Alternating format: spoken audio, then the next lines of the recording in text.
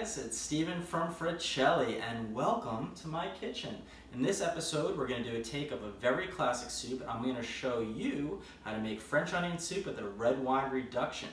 It's very easy to make, but it does take a while, so we're going to cook them in mini croquettes, which are basically mini Dutch ovens. This will allow us to cook it and serve it in those croquettes and free up the kitchen for other great stuff to complement the soup. Camerawoman Courtney, you ready to start cooking? Alright, first step, since this recipe includes wine, go ahead and pour yourself a glass. Cooking should be relaxing. Let's relax and make something delicious.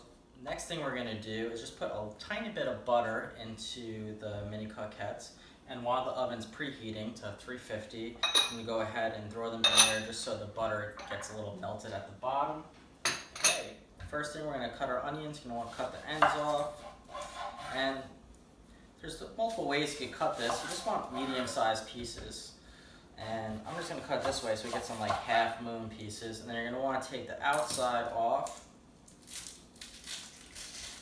You can remove the middle of it too if you want, because that part is a little bit more bitter usually. Okay. And then we're going to cut just like looks like about 1/4 inch slices.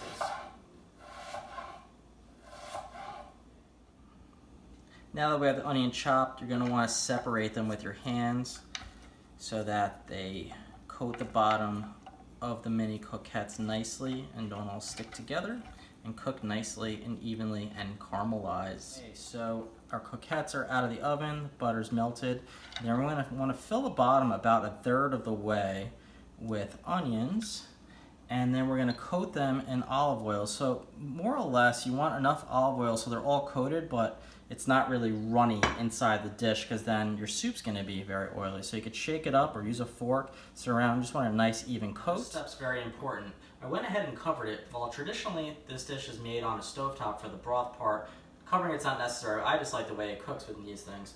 But this is really important to have this in for at least 25 minutes, because you really want the onions to caramelize. And if you don't, you're just going to have chunks of onion and soup, and it's not going to taste good. Okay, while the onions are caramelizing, actually first let me just tell you a little about the onions. These are just store-bought yellow onions, which is the preferred onion for the soup. However, if you have white onion left over, this is also a great meal to use when you have some leftovers. Yellow onion preferred, but feel free to use white onions as well. While that's caramelized, we're going to go ahead and chop some more stuff up. I got some fresh thyme and some fresh garlic. With the garlic, Camerawoman Courtney likes her garlic, so we're going to put 1 clove each, but if you have really big cloves of garlic, you're probably going to want about ½ a clove each. So let's go ahead and chop those up.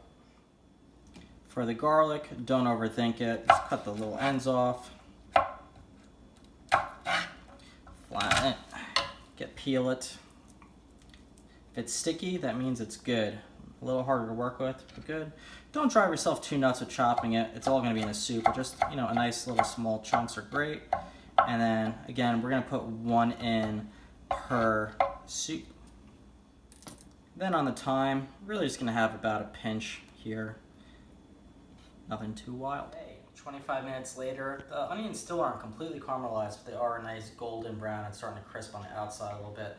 Next thing we're going to do is we're going to take that garlic. I went ahead and just put the 1 chopped up clove in my hand. Here we're going to spread that in, and then this is where the wine reduction comes in. We're going to go ahead and pour some wine in there, and we basically want to coat the bottom of the wine. You don't want to overdo it, because then you're going to have a very purpley soup. And then just mix it around a little bit. Just be careful, this is hot from out of the oven.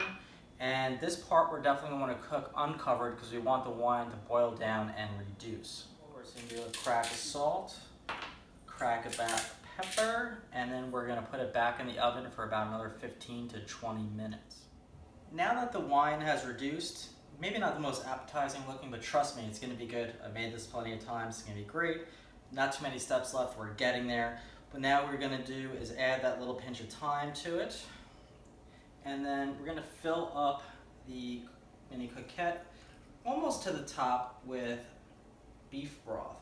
Now, this is going to reduce a bit too, so you can fill it near the top, but you do need to leave some room for the end, so basically near the top.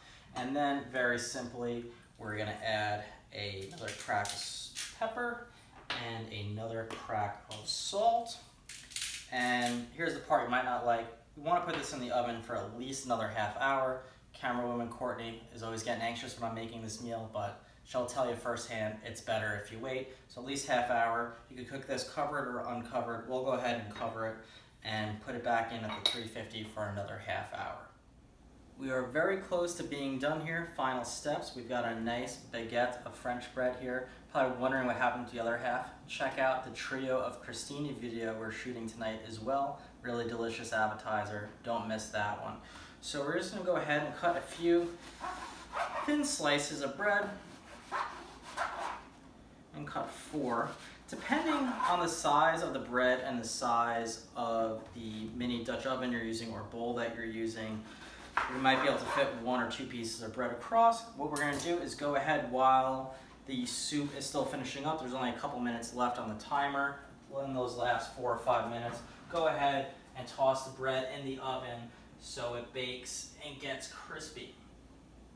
Okay, our bread's in the oven. We've got a few minutes left on the broth and then the bread cooking the last 4 or 5 minutes. We've got a nice block of gruyere cheese. Some folks make the French onion soup with mix of cheese, Swiss cheese. I say good cooking starts with good shopping. The gruyere cheese is the right cheese for this recipe. Definitely use it. I'm just gonna go and cut the end off slightly because it is a little bit hard at the end. And then we're gonna shred up a lot of cheese. So when you're at a restaurant and you get French onion soup, a lot of times it'll have a complete coating or bridge of cheese on it. And if you actually see how much cheese goes into that, you might not eat it again. We're gonna go a little bit lighter than that, but still cover the top of the mini croquettes with the cheese when we're ready to finish. I know this has been a long recipe to make, and I will tell you now, there is a light at the end of the tunnel and it's not another train coming. Our soup is looking great. Our bread is now hot and crispy. Only had this in for about 5 minutes.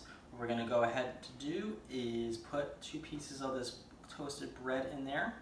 Also, one thing I forgot to mention, well, after I grabbed the soup out, I did put the broiler on, and the reason we're doing that is because we're gonna melt the cheese on top here. It's also an important step to not skip the bread toasting at the end. It's easy to get lazy because this does take a while, but the broth soaks up a lot of the bread. It's just gonna get really mushy and spongy. Some people actually make this recipe just with croutons because they're crustier. So with that, we're gonna throw it in the oven with the broiler on for about 4 to 5 minutes. You should see a nice golden brown on the cheese, and then we're gonna be ready to eat, I promise. We're out of the broiler. It's a beautiful golden brown. We're almost ready to eat. I know it's been a journey. This took a while to make, but it's well worth it. Trust me, while we're on the subject of worth it, pour yourself another glass of wine. You deserve it. Camerawoman Courtney deserves it. Thanks for sticking with me on this one. To garnish this, we're gonna be very simply gonna just put a nice little leaf of thyme and a quick crack of black pepper, and then it's time to eat. Thank you so much for watching. This is one of our earlier cooking videos, so please like, subscribe, and comment, and let us know what you think. Also, if you make it, let us know what you thought. I'd love to hear it. In the meantime, bon appetit.